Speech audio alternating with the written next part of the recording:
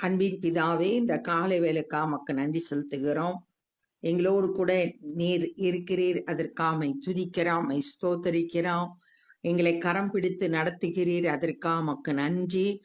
ஆண்டவரே, நாங்க உண்மை இல்லாதவர்களாய் இருந்தாலும் கூட நீர் உண்மையுள்ளவராய் இருக்கிறீர். எங்களை அழைத்தவர் உண்மையுள்ளவர். ஆண்டவரே, உம்முடைய கரத்துல எங்களை ஒப்பு கொடுக்கிறோம். இந்த நாளின் வேத தியானத்தை எங்களுக்கு ஆசீர்வதித்து தாங்க. நீங்க எங்க கூட பேசுங்க. நேசிக்கிற இயேசு கிறிஸ்துவின் இனிய நாமத்தில் கேட்கிறோம் பிதாவே, ஆமென். அப்போஸ்தலர் 12வது அதிகாரம் 12வது வசனம்.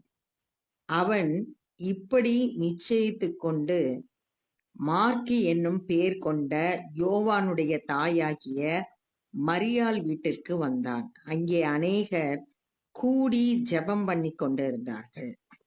பேதுருவ ஏரோது ராஜா சிறையில போட்டு கொலை செய்யணும்னு திட்டம் போட்டான்.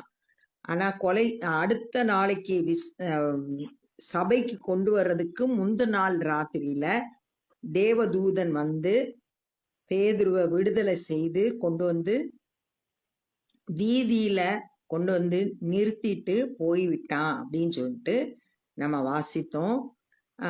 பேதுருவுக்கு இப்பதான் தெரியுது, ஏரோதோட கைக்கும் இந்த யூதா ஜனங்களோட எண்ணங்களுக்கும் அவங்க என்ன எதிர்பார்த்தாங்களோ அந்த எண்ணங்களுக்கும் என்னை தப்புவிச்சாரு அப்படின்னு சொல்லிட்டு அறிந்து கொண்டா.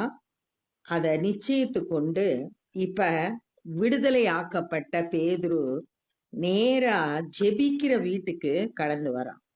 அங்க ஜெபம் பண்ணிக்கிட்டு இருந்தாங்க. மரியாள்ன்றவங்க வீட்டுல ஜெபம் பண்ணி கொண்டிருந்தார்கள். அநேகர் கூடி ஜெபம் பண்ணி கொண்டிருந்தார்கள் அப்படின்னு போட்டிருக்கு. இந்த மார்க்கு அப்படின்றது பின்னாடி இருக்கிற அதிகாரங்கள்ல பவுலோடு கூட உடன் ஊழியரா இருந்ததை நம்ம அங்க வாசிக்கலாம். அந்த மார்க்கோட தாயாகிய மரியாளோட வீட்டுல ஜெபம் பண்ணி கொண்டிருக்கிறாங்க. பேதுரு வாசற் கதவை தட்டின போது ரோதை என்னும் பெயர் கொண்ட ஒரு பெண் ஒற்று கேட்க வந்தாள். பேதுரு கதவை தட்டும் போது ரோதைன்ற பெண்ணு கதவை திறந்து பதில் சொல்றதுக்காக வெளியே வந்தார். ஒற்று கேட்க அப்படின்னு சொல்லியிருக்கு. இங்கிலீஷ் பைபிள்ல கேம் டு ஆன்சர், அவளுக்கு பதில் சொல்றதுக்காக, அந்த கதவை தட்டுறவங்களுக்கு பதில் சொல்றதுக்காக ரோதை வர்றான். அவள் பேதுருவின் சத்தத்தை அறிந்து சந்தோஷத்தினால் கதவை திறவாமல் உள்ளே ஓடி பேதுரு வாசலுக்கு முன்னே நிற்கிறார் என்று அறிவித்தாள். பேதுருவோட சத்தத்தை, இது பேதுருவோட சத்தம் அப்படின்றத அறிந்த உடனே அவளுக்கு அப்படி ஒரு சந்தோஷம். கதவத்தை கூட திறக்கல, உள்ள ஓடி போய் எல்லார்கிட்டையும் சொல்றா, பேதுரு விடுதலை வந்துட்டாரு, வாசல்ல நிக்கிறாருன்றத அறிவிக்கிறான். இங்க அவளோட உள்ளான சந்தோஷத்தை நம்ம பாக்குறோம். பேதுரு சிறைச்சாலையில இருந்தப்ப இவங்க எல்லாம் துக்கத்தோடு இருந்தாங்க. இப்ப விடுதலை ஆனோடனே ஒரு பெரிய சந்தோஷம், மகிழ்ச்சியா போய் இத உள்ள போய் ஜெபிக்கிற அந்த மக்கள் இடத்துல சொல்றாங்க.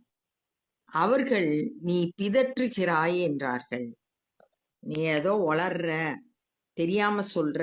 அவளோ அவர்தான் என்று உறுதியாய் சாதித்தாள். அவ கரெக்டா இல்ல, பேதுருதான் வாசல்ல நிக்கிறார்ன்றதுல உறுதியா சொன்னான். அப்பொழுது அவர்கள் அவருடைய தூதனாய் இருக்கலாம் என்றார்கள். யூதர்கள் நம்பி வந்தாங்க, ஒவ்வொருவருக்கும் ஒவ்வொரு தேவதூதன் இருக்காரு அப்படின்றத. ஒருவேளை பேதுருவோட தூதனாய் இருக்கலாம் வந்திருக்கிறது அப்படின்னு சொல்லிட்டு சொன்னாங்க. பேதுரு பின்னும் தட்டி கொண்டு இருந்தான். அவர்கள் திறந்த போது அவனை கண்டு பிரமித்தார்கள். ரொம்ப ஆச்சரியமா இருக்கு. ஏன்னா அவங்க சிறைச்சாலையில இருக்கிறதா கேள்விப்பட்ட பேதுரு இப்ப விடுதலையாக்கப்பட்டு கதவை தட்டிக்கிட்டு இருந்து திறந்து பார்த்த போது ஆச்சரியப்பட்டாங்க.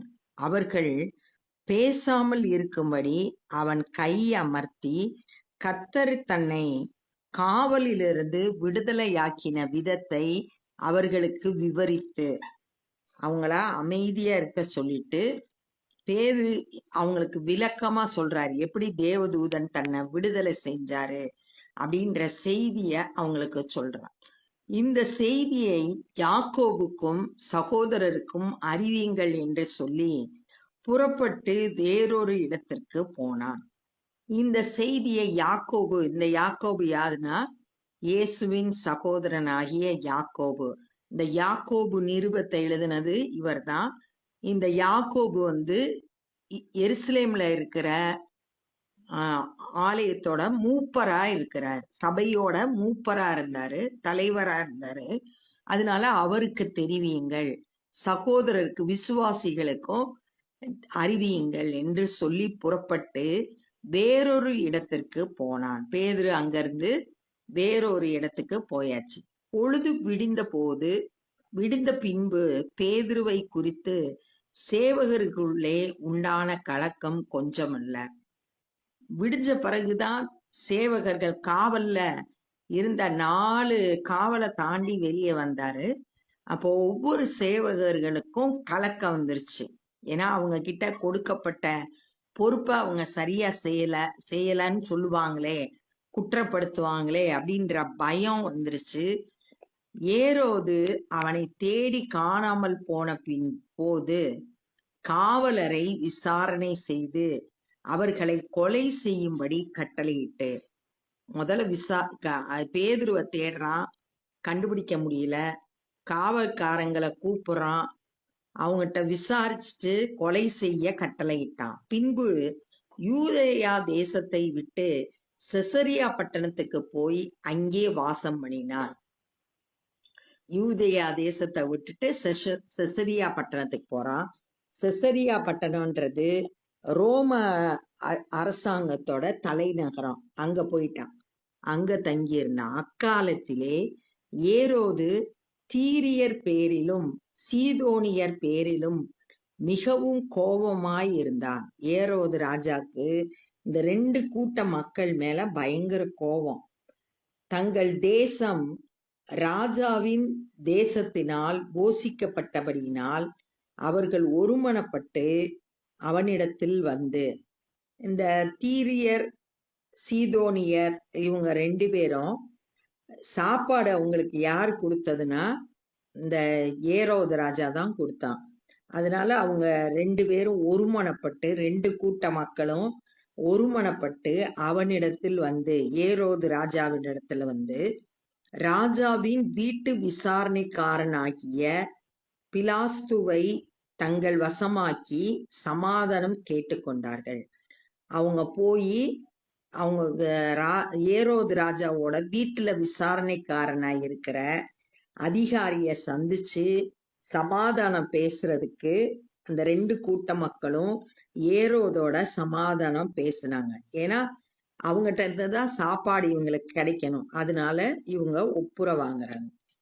குறித்த நாளிலே ஏரோது ராஜ வஸ்திரம் தரித்து கொண்டு சிங்காசனத்தின் மேல் உட்கார்ந்து அவர்களுக்கு பிரசங்கம் பண்ணினான். இப்ப ஏரோது ராஜா ஒரு நாளை குறிக்கிறான், நல்லா ராஜ ட்ரெஸ்ஸ போட்டுக்கிறான், சிங்காசனத்துல உட்கார்ந்து அவன் பிரசங்கம் பண்ணான். யாருக்கு பிரசங்கம் பண்றான்? தீரியர் மற்றும் சீதோனியருக்கு பிரசங்கம் பண்றான். அப்பொழுது ஜனங்கள் இது மனுஷ சத்தம் அல்ல, இது தேவ சத்தம் என்று ஆர்ப்பரித்தார்கள்.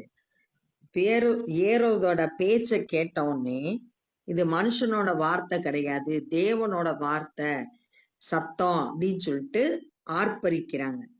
அவன் தேவனுக்கு மகிமையை செலுத்தாதபடியினால் உடனே கர்த்தருடைய தூதன் அவனை அடித்தான், அவன் புழுத்து இறந்தான். நம்ம எப்பயுமே மகிமைய தேவனுக்கு தான் கொடுக்கணும்.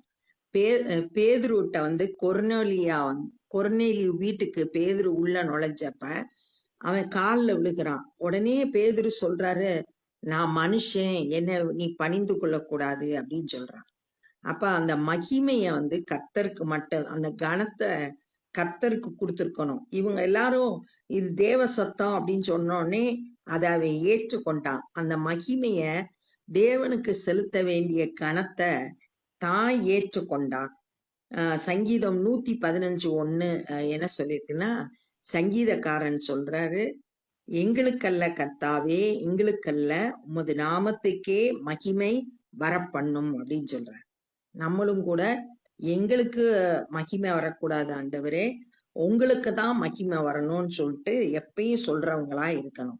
ஏசாயா 42வது அதிகாரம் 8வது வசனம், 48வது அதிகாரம் 11வது வசனம், இந்த 2 வசனத்திலையும் சொல்லியிருக்கு, என் மகிமைய நான் வேறொருவனுக்கும் கொடேன் அப்படின்னு தேவன் சொல்றத அங்க நம்ம பார்க்கிறோம். அப்ப அவருக்கு செலுத்த வேண்டிய மகிமைய நம்ம அவருக்கு தான் செலுத்தணும். இங்க ஏரோது தேவனுக்கு மகிமையை செலுத்தாதனால கர்த்தருடைய தூதன் வந்து அவனை அடிச்சான். அவன் புழுத்து இறந்தான் அப்படின்னு சொல்லியிருக்கு. இங்கிலீஷ் பைபிள்ல ஈட்டன் பை வார்ம் அப்படின்னு சொல்லியிருக்கு.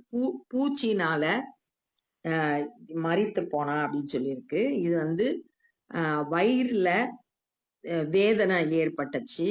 ஒரு இதுல வந்து கொடுத்திருக்கு ஈட்டன் பை வார்ம் அப்படின்றது மலக்குடல்ல பிரச்சனை வந்துச்சு, வயிறு வலி ஏற்பட்டுச்சு. அதனால 5 நாளைக்கு பின்பு அவன் வேதனை தாங்காம இறந்தான் அப்படின்னு சொல்லிட்டு சொல்லப்பட்டிருக்கு. அவன் இது வந்து தேவனிடத்துல இருந்து அவனுக்கு ஒரு பனிஷ்மெண்ட் வர்றத பாக்குறோம். நம்மளும் கூட எப்பயும் நம்ம ஆண்டவருக்கு மகிமையை செலுத்துறவங்களா இருக்கணும். தேவ வசனம் வளர்ந்து பெருகிற்று. எல்லா இடங்கள்லயும் தேவனுடைய வார்த்தை எல்லா இடங்கள்லயும் பரவி பலன் கொடுக்கறதா இருந்துச்சு. முந்தின வசனத்துல சுவிசேஷத்திற்கு எதிராக செயல்பட்ட அந்த ஏரோதோட மரணத்தை பார்க்கிறோம். எதிர்ப்பு வந்து மறைந்த பிறகு வசனம் வந்து எல்லா இடங்கள்லயும் வளர்ந்து பெருகிற்று. அப்ப அந்த வசனத்தை கேட்டு அதை ஏற்றுக்கொண்டு விசுவாசிக்கிறவங்களோட கூட்டம் பெருகிற்று. பர்னபாவும் சவுலும் தர்ம ஊழியத்தை நிறைவேற்றின பின்பு மார்க்கு என்னும் மறுபேர் கொண்ட யோவானை கூட்டிக் கொண்டு எருசலேமை விட்டு திரும்பி வந்தார்கள். பர்னபாவும் சவுலும் நம்ம வந்து 11வது அதிகாரம் 30வது வசனத்துல பார்த்தோம். அந்தியோகியா பட்டணத்துல இருக்கிற ஜனங்கள் எருசலேம்ல இருக்கிற பஞ்சத்தால பாதிக்கப்பட்ட விசுவாசிகளுக்கு உதவி செய்யும்படியா பணம் சேகரித்து பர்னபா சவுல்கிட்ட கொடுத்து அனுப்புனாங்க அப்படின்னு பார்த்தோம். அந்த தர்ம ஊழியத்தை நிறைவேற்றி முடிச்ச பிறகு அந்த பணத்தை கொண்டு வந்து இங்க கொடுத்த பிறகு மார்க்கு என்ற மறுபேர் கொண்ட யோவான தங்களோட கூட்டி கொண்டு எருசலேம்ல இருந்து திரும்பி வந்தார்கள் அந்தியோகியா பட்டணத்துக்கு. இப்ப இவங்க 3 பேரா திரும்பி போறத இங்க பாக்குறோம். அப்ப இந்த நாள்ல நம்ம என்ன கற்றுக்கொண்டோம்னா, பேதுரு வந்து விடுதலையாக்கப்பட்ட பேதுரு நேரா மரியாள் அவங்க வீட்டுக்கு வர்றாங்க. வாசல்ல கதவை தட்டும் போது ரோதைன்ற பெண் வந்து கதவை திறக்க வர்றா. பேதுருவோட சத்தத்தை கேட்ட உடனே சந்தோஷமா உள்ள போய் எல்லார்கிட்டையும் சொல்றா பேதுரு வந்திருக்காருன்னு. ஆனா அவங்க எல்லாம் இல்ல, நீ வந்து வளர்ற அப்படின்னு சொல்லிட்டு சொல்றாங்க. ஆனா அவ வந்து உறுதியா இருந்தா. அப்புறம் அவங்க வந்து கதவை தட்டுற சத்தத்தை கேட்டு திரும்ப திறந்த போது பேதுருவை பார்த்து பிரமிச்சாங்க. அப்ப பேதுரு தான் எப்படி விடுதலை ஆக்கப்பட்டதை அவங்களுக்கு விவரித்து சொல்லி, இந்த செய்தியை எருசலேம்ல இருக்க யாக்கோபுக்கும் சகோதரருக்கும் அறிவியுங்கள் அப்படின்னு சொல்லி சொன்னாரு. அடுத்து அந்த இடத்த விட்டு வேற இடத்துக்கு போயிட்டாரு. ஏரோது வந்து விசாரணை செய்யறான். காவல் காத்தவங்களை எல்லாம் கொலை செய்ய கட்டளை இட்டுட்டு செசரியா பட்டணத்துல போய் அங்க தங்கி இருக்கிறான். அவனுக்கு தீரியர் மேலையும் சீதோனியர் மேலையும் பயங்கர கோபம். அந்த 2 கூட்ட ஜனங்களும் ஏரோதோட சமாதானம் பேசுறாங்க. ஏரோது ஒரு நாளை குறிச்சு ராஜ வஸ்திரம் தரிச்சு சிங்காசனத்துல உட்கார்ந்து அவங்களுக்கு பிரசங்கம் பண்ணா. அப்ப அந்த ஜனங்கள்லாம் சொல்றாங்க, இது மனுஷ சத்தம் அல்ல, தேவ சத்தம் சொன்ன நேரத்துல இவன் வந்து அந்த மகிமைய தனக்கு எடுத்துக்கிட்டான்.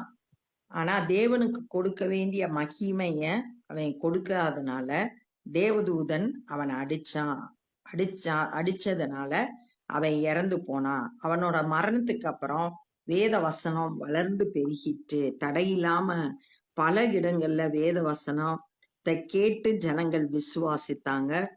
பர்னபாவும் சவுலும் தர்ம ஊழியத்தை நிறைவேற்றின பின்பு மார்க்க கூட்டிட்டு எருசலேம்ல இருந்து அந்தியோகியாவுக்கு போனாங்க அப்படின்றத இந்த நாள்ல நம்ம தியானிச்சோம். இப்ப நம்ம ஜெபம் பண்ண போறோம். அன்பின் பிதாவே, நீங்க ஜெபத்துக்கு பதில் கொடுக்கிற தேவன் ஆண்டவரே. அப்பா, அதிசயங்களை செய்கிற தேவன் ஆண்டவரே. உம்முடைய வல்லமையை நாங்க அறிந்து கொண்டவர்களாய் ஜெபத்திற்கு பதில் கொடுக்கிறவர் என்பதை விசுவாசிக்க ஒவ்வொருவருக்கும் கிருபை தாங்க ஆண்டவரே. உமக்கு கொடுக்க வேண்டிய மகிமைய நாங்க ஒவ்வொரு நாளும் உமக்கு கொடுத்து உம்மை கனம் பண்ண எங்களுக்கு கிருபை செய்யுங்கப்பா ஆண்டவரே. உம்மை துதிக்கிறோம், ஸ்தோத்திரிக்கிறோம். இந்த நாள்ல சுவிசேஷ பிரசங்கிக்கிற ஒவ்வொருவரையும் கரத்தில் எடுத்து பயன்படுத்துங்க. வேத வசனம் வளர்ந்து பெருக கிருபை செய்யுங்க. நாங்களும் சுவிசேஷ பணியிலே எங்களால் இயன்றதை செய்ய கிருபை தாரும். எல்லா துதி கன மகிமையும் உமக்கே செலுத்துகிறோம். நேசிக்கிற இயேசு கிறிஸ்துவின் இனிய நாமத்தில் கேட்கிறோம் பிதாவே, ஆமேன். என் ஆத்துமாவே கர்த்தரை ஸ்தோத்திரி, என் முழு உலமே பரிசுத்த நாமத்தை ஸ்தோத்திரி. என் ஆத்துமாவே கர்த்தரை ஸ்தோத்திரி, கர்த்தர் செய்த சகல உபகாரங்களை மறவாதே. ஆமேன். God bless you.